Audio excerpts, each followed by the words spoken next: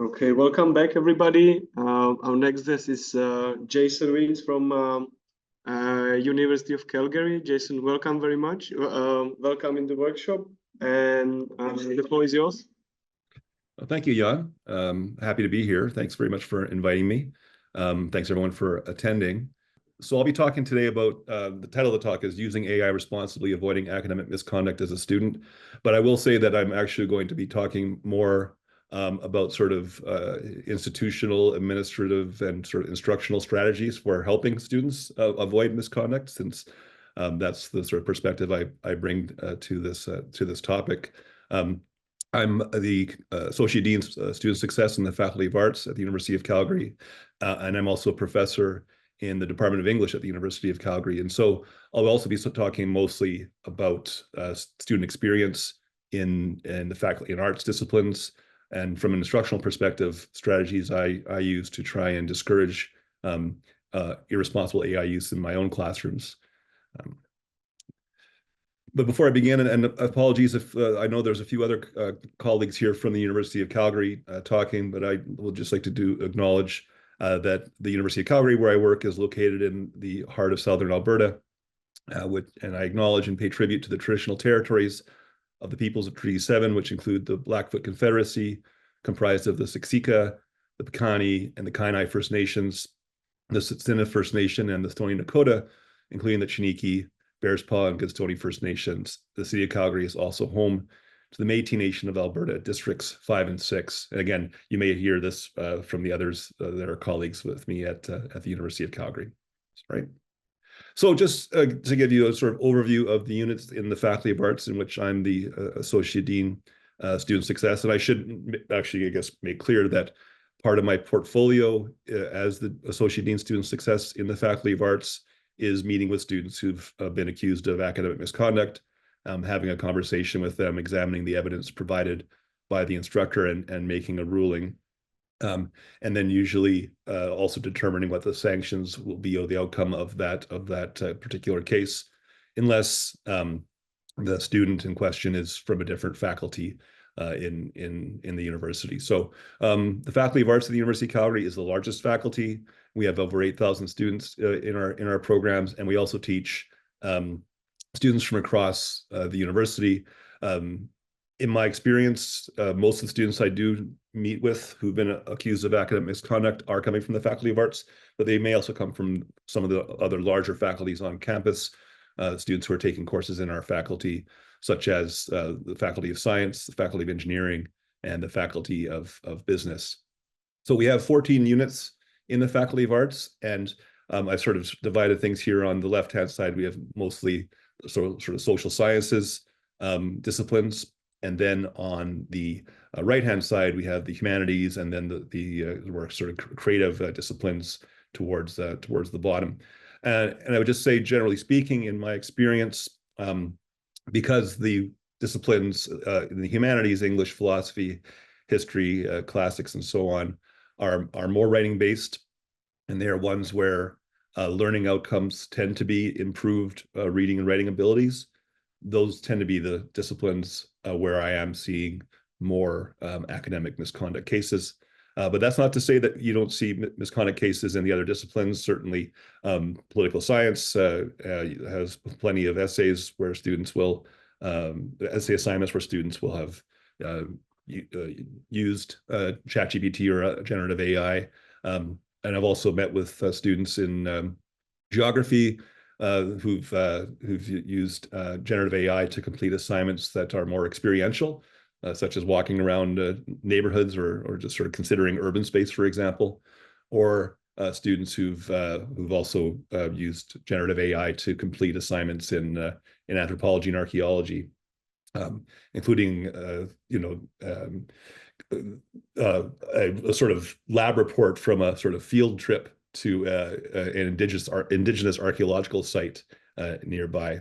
And I can talk a little bit more about experiential learning and how that can perhaps, but not always, sort of avoid issues with the generative AI. I've also had students that been accused of academic misconduct in disciplines you might not expect, like dance, for example, where the student has to write a reflection on a performance that they've choreographed, for example.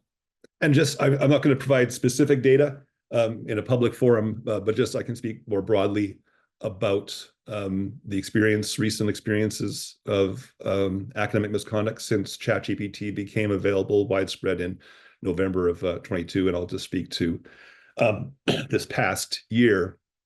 So more than half of the academic misconduct cases reported in the Faculty of Arts in 2025 were for unauthorized assistance, that is generative AI, usually, but not always, ChatGPT. And I'd say we had around 150 cases, so a little bit more than that were ChatGPT cases. And of those cases reported, about 2/3 were proven.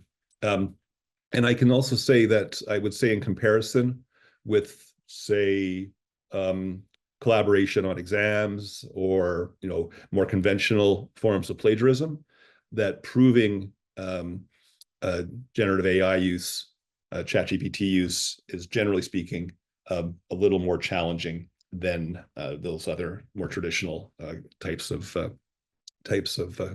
misconduct. What happens to a student if they are found to have committed academic misconduct? Well, the course sanctions can range from failing all or part of the assignment in question to failing the course. And then we also have disciplinary sanctions, which can range from a requirement to take remedial courses in plagiarism and or collaboration, to the student going on disciplinary probation for a period of time, to suspension, and in extreme cases, expulsion. So with respect to the remedial courses, we try and take a sort of restorative justice approach to dealing with student academic misconduct at the University of Calgary.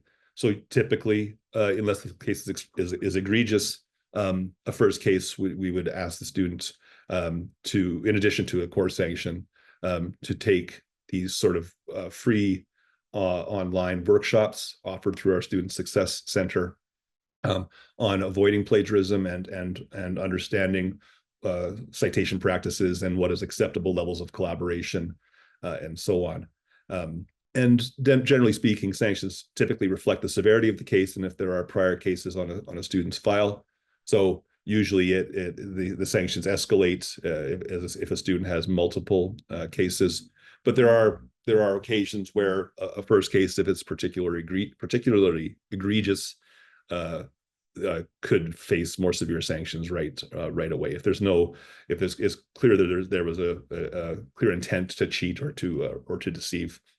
That the practices around academic misconduct vary widely between institutions in Canada, but also I think internationally.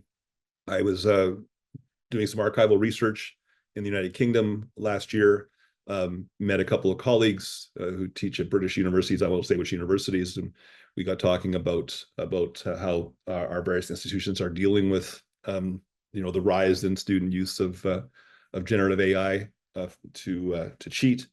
And at one university, the colleague reported that professors or instructors are encouraged, if they suspect AI use, to just simply give the student a very low grade, like a D, rather than to report it, which is what we actually actively discourage at our university. Although we know that is one way that a number of professors sort of anonymously attempt to deal with the problem.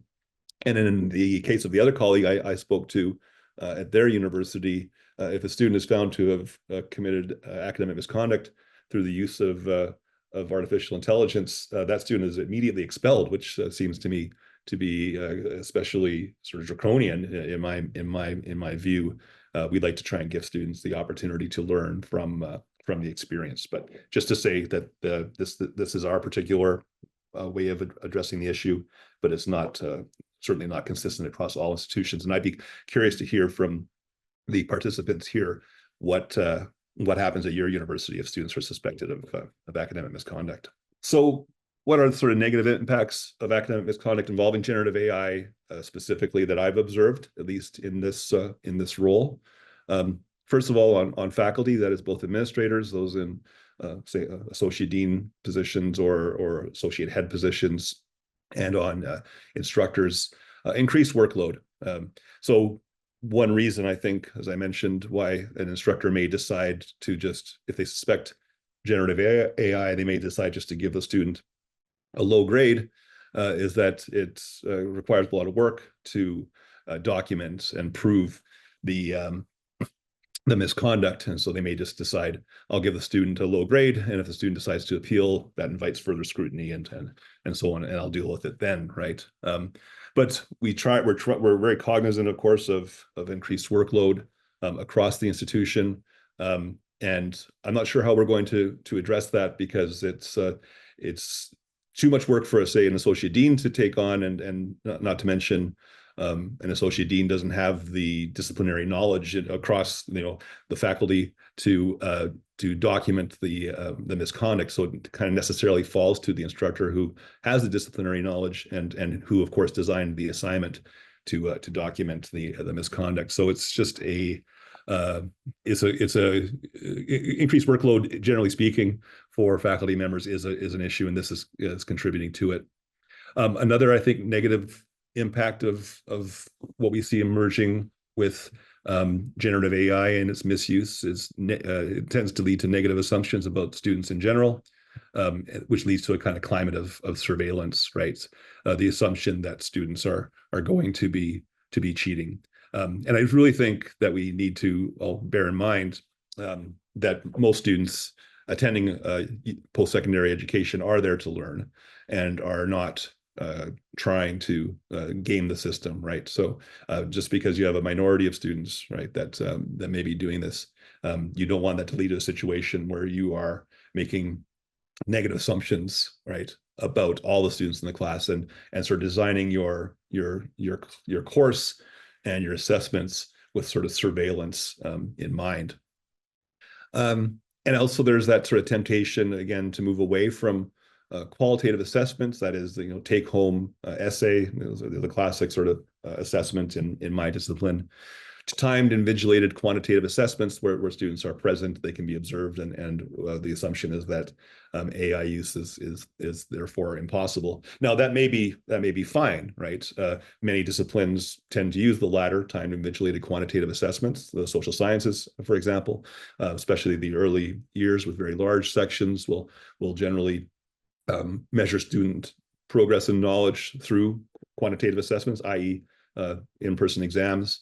But the humanities are in-person exams or in-person essays. Is that the best way to develop student reading and writing comprehension, or writing and reading comprehension, I should say? I'm not necessarily sure, right?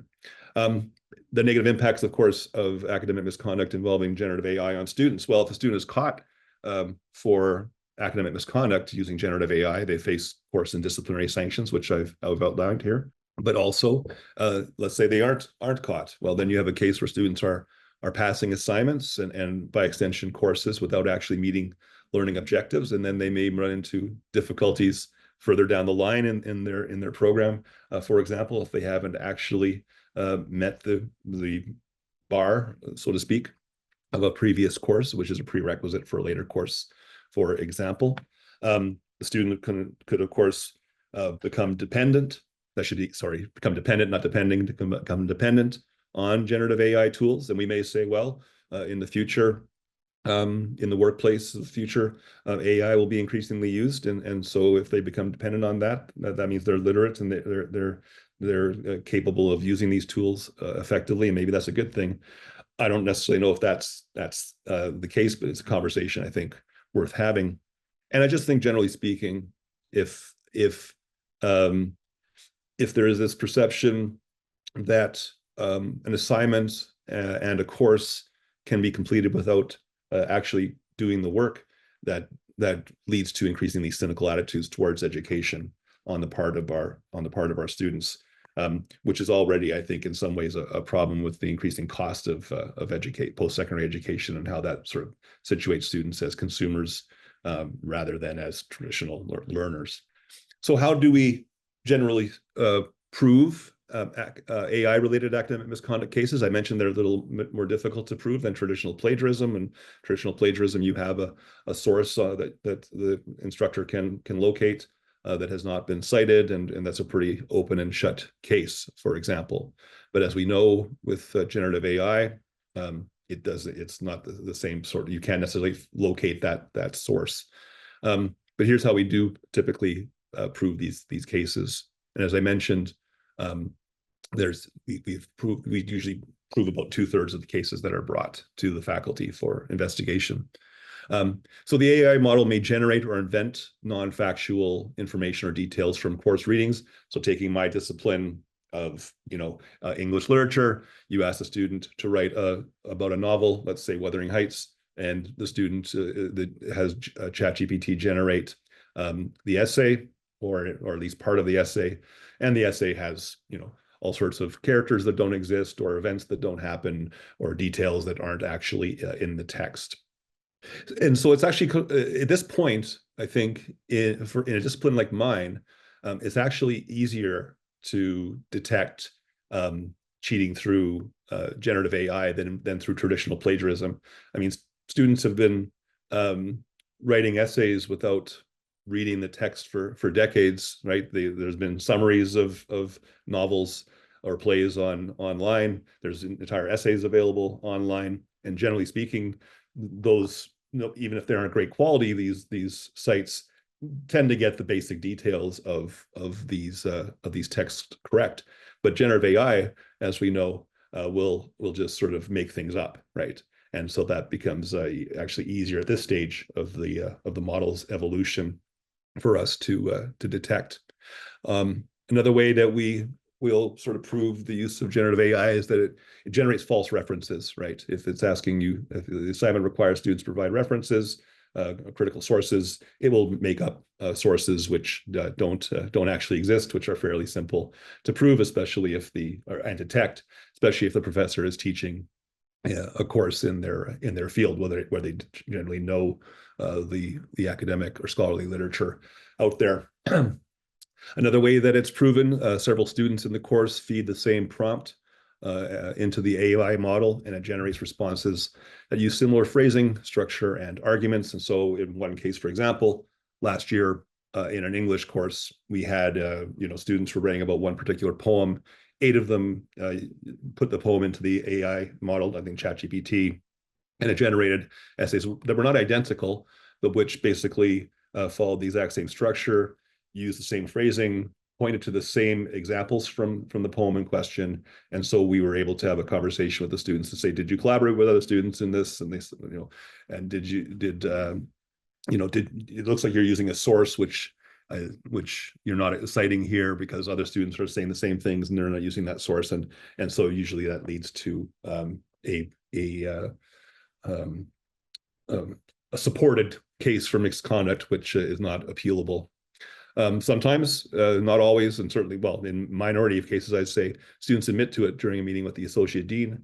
The students are invited to meet with the associate dean. That could be a stressful situation for them. We do try and put them at ease, but they may just decide, especially if it's the first time, just to confess and try and sort of take their medicine there, which is always welcome. And those cases are the ones where I actually learn from the students what led you to do this, right? In most cases where the student denies, even if they are found to have done it, you don't get the chance to have that conversation. And I'll talk a little bit about what I've learned from conversations with students in a moment.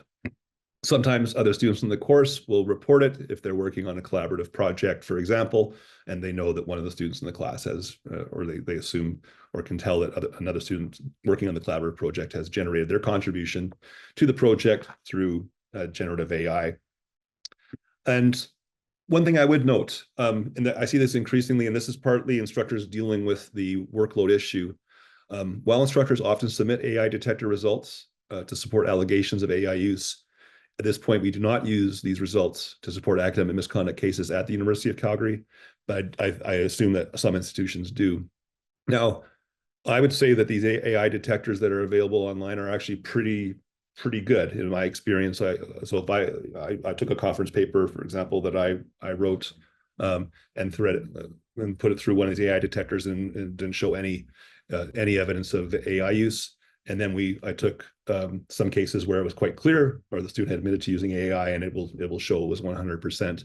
But the issue, I guess, with the AI detectors, and one reason we don't use them is one, that they're not entirely 100% dependable. We don't want students to be found to have committed misconduct based upon the technology saying so when they haven't done so. Secondly, we don't want to get into a kind of arms race with the AI, where the AI improves and then we have to hope the detectors improve and so on and so forth. And thirdly, we'd have to sort of, if we're going to use AI detectors, I would think we would have to sort of say there's a kind of benchmark. If an assignment is shown to be, say, 85% or higher by this particular AI detector, then a student using generative AI would simply, I think, generate it and then manipulate it until they can get that down below that 85%, right? So there's all sorts of reasons not to use it. And there's also, I think, the concerns around intellectual property, which is another reason why our institution, for example, doesn't use Turnitin. What's happening to this student's assignment as you put it into these online AI detectors. So in the conversations I have with students, what are some claims that students make, or how might students inadvertently end up using or committing or being accused of academic misconduct? And I say, so in some cases, I think that these are legitimate reasons for what's happened. In other cases, students are sort of making things up. But this is what some of the claims I'm hearing. Students used generative AI to supplement their course notes, and the AI generated material makes its way into papers and exam responses. So maybe this actually is the part of my talk, finally, where I can talk about a little bit how can students sort of avoid being accused of academic misconduct. Be aware, right, if you're using generative AI to supplement your course notes, and then you write a paper from those course notes or write an exam response from those course notes, it could be flagged, right? Even if you didn't use the AI to generate that particular assessment response, you used it sort of secondhand, and you end up in trouble. Students might ask generative AI to summarize or paraphrase readings for them, and it generates false information, as I have noted earlier. So if you don't feel you have time to get through all the readings, whether the reading is a novel or some chapters from an economic textbook or what have you, I would be on guard for asking generative AI to summarize it, because you're going to get, at this point, incorrect information in some cases, and that could also lead to you being accused of misconduct. Students use what they think are acceptable tools for writing assistance, such as Grammarly, and the instructor flags it. In my own courses, I've told students don't use Grammarly. They'll say, well, it's built into my word processor. And I say, well, if that's the case, what can you do? The thing about an English course, though, as opposed to, say, maybe a sociology course, is that the main learning outcome of most of our courses is improved reading and writing skills. And so I think one thing we want our students to do is to edit and proofread and correct and learn how to write grammatically correct on their own, and not rely upon these tools, right? But not to mention, right, if it goes too far, that could be flagged for unacceptable AI use. We often hear students were allowed to use these tools in a different course and assume the same would be allowed in this course. And so when I get to talking about how can we as instructors design our courses to avoid this, you need to be sort of clear about your expectations in repeated contexts, right, on the course outline, on the assignments, and in conversations and with the students. We also hear about cultural differences or different expectations about AI use among international students. So if a student's coming from a particular country where in their academic system, the use of say an AI generated paraphrasing tool is acceptable if their English is their second language, that may be the case. But at an English Canadian university, the expectation is that the student has sufficient fluency in English to complete all their work in English, and so those tools are not permitted. Reasons students give for using generative AI. So if they admit to using it, I say, why did you do it? Most cases it's to save time. didn't have time to do the course readings. So they asked generative AI to summarize the readings for them. I'm told they're under pressure, stress to succeed. That's, of course, something that a reason for misconduct, academic misconduct, sort of across the board. But certainly the ease of generative AI, the speed with which it can complete an assignment, for better or for worse, is one way students under pressure, stress, or time constraints will turn to it. Something has happened in their life which has left them unable to complete their work on time. Lost their job, a close relative has passed away, friend passed away, relationship ends, what have you, illness, what have you, right? They assume others are using it and don't want to be disadvantaged. One reason I think we want to be vigilant and make sure that we can detect and catch academic misconduct cases is that we don't want a perception to develop that students are getting away with generative the misuse of generative AI, because other students will then feel that these students are being advantaged, even though they aren't. We all know that at this point, generative AI is, if it's generating essays, those are not essays. You know, a human being at this point, still an undergraduate student at this point, can still write a better essay than ChatGPT. And they thought they wouldn't get caught. They'd done it before and were not caught, as another excuse that I've heard or reason. So how do we avoid student academic misconduct involving generative AI from a course and assessment design perspective? So I would just encourage instructors to be clear on both the syllabus and on assignment instructions about expectations around AI use. And ask yourself, you know, in my discipline, as I say, of English, you know, improving reading and writing skills is a learning outcome. But if you're teaching in a discipline where reading and writing is more a kind of means to an end, right? To gain information, you might ask yourself, is improving reading and writing skills a learning outcome in the course? If not, is the use of generative AI acceptable, and why or why not? So there may be courses or disciplines or assessments where it's acceptable to complete the course through generative AI because students are doing other tasks where they are learning. Be clear about the learning outcomes and how assessments support them. Research shows that students are less likely to cheat, whether with AI or in other means, on an assessment if they understand clearly how the assessment is helping them to learn. Have more lower stakes assignments rather than fewer higher stakes assignments. When that assignment's worth 30 or 40%, right, high stakes, a student may be more tempted to turn to generative AI to complete it. And be flexible with deadlines and encourage students having difficulties facing challenges outside of the classroom to talk to you. I tell my students, I would rather give you an extension than have you submit work that you didn't complete yourself. So please know that you can always have an extension within reason and to talk to me if you're having difficulties. And just generally, assessment designed to discourage generative AI use. So I would say don't or avoid open-ended essay prompts. So just to preface this, as an associate dean who deals with academic misconduct, what I generally see is all these cases coming to me that could have been avoided if the instructor had just better designed their assessment. That's the best way for us to discourage generative AI use, right? So the day of just saying, write an essay on gender in Jane Eyre, for again within my own discipline, for example, those days I think are done, right? This open-ended essay prompt is just too easy for students to have to turn to generative AI. And remember too, prior to 2022, if you gave a student an assignment, one of the first things they would do is Google it, right, to sort of lead them in a certain direction. Now instead of Googling, they're turning to ChatGPT, right? So that open-ended essay prompt, I think we gotta be aware of the new conditions under which we're teaching. Try and avoid asking students to write about common topics or texts. We know that generative AI mines the internet, right, for what has already been written about this, and it basically plagiarizes from the internet. So if you teach canonical texts, you want to teach Hamlet, you want to teach Shakespeare, then be prepared for a lot of things coming your way, which are generated from AI.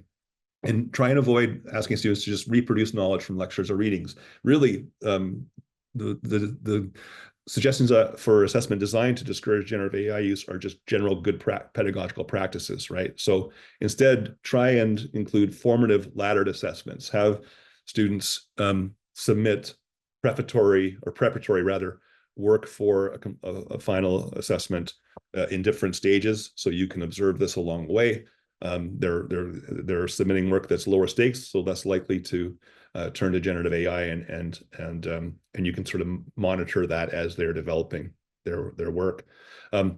Try and have assessments based on experiential learning.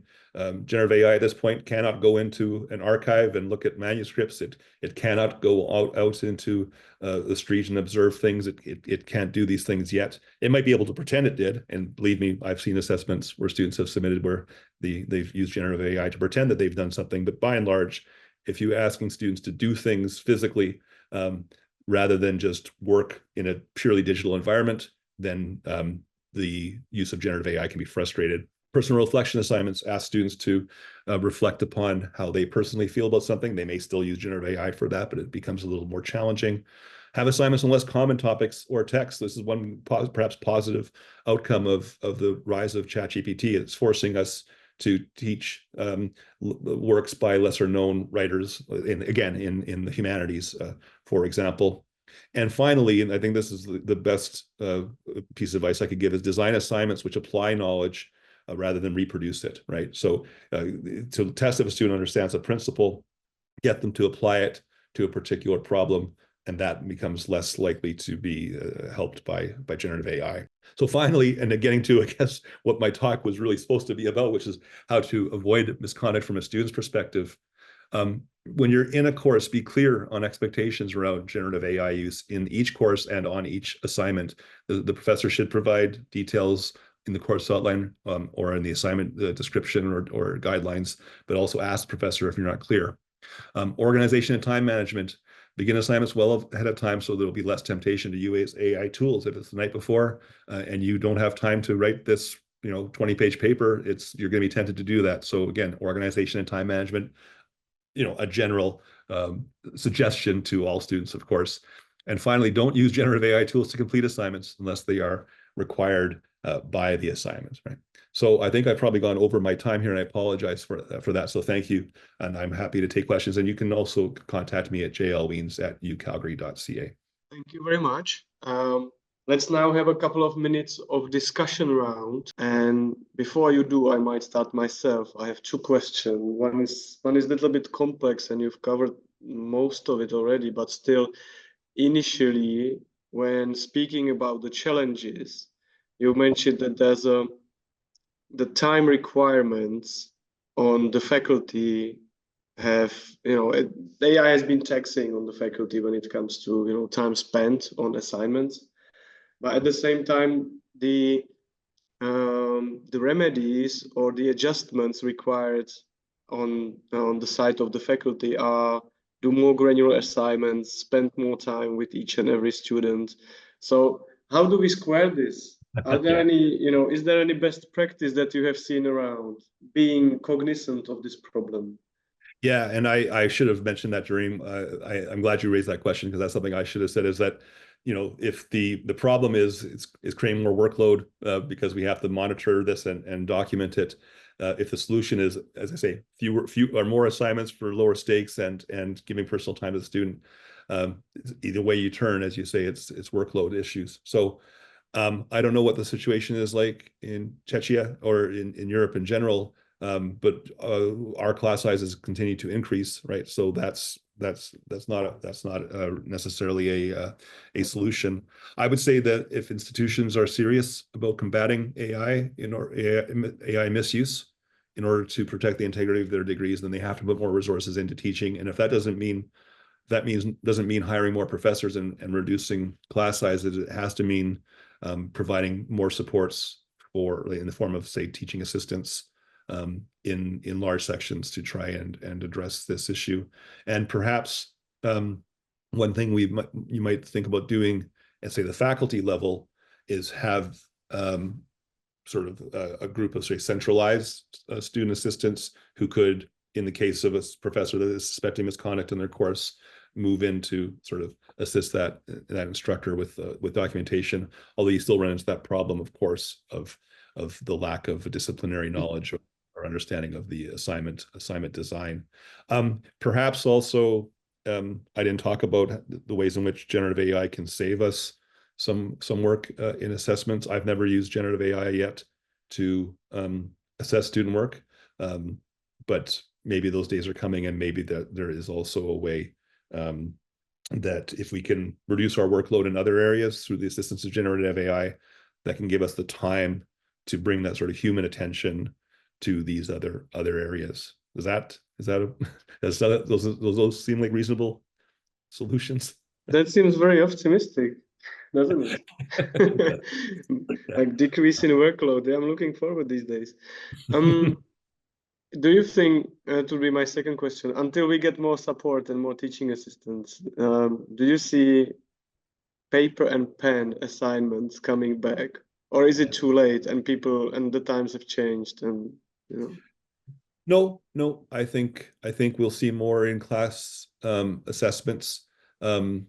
Certainly, I think what you might see is because you don't want to, I don't think, do away with that, giving students that extended time to say complete an essay, right? But you may say you write the outline of an essay or write a draft of the essay in a 75-minute or 1 hour class, submit that, and then base this essay that you will have another week or so to complete on that rough draft. Now, that doesn't necessarily mean the student wouldn't still then use generative AI to assist them.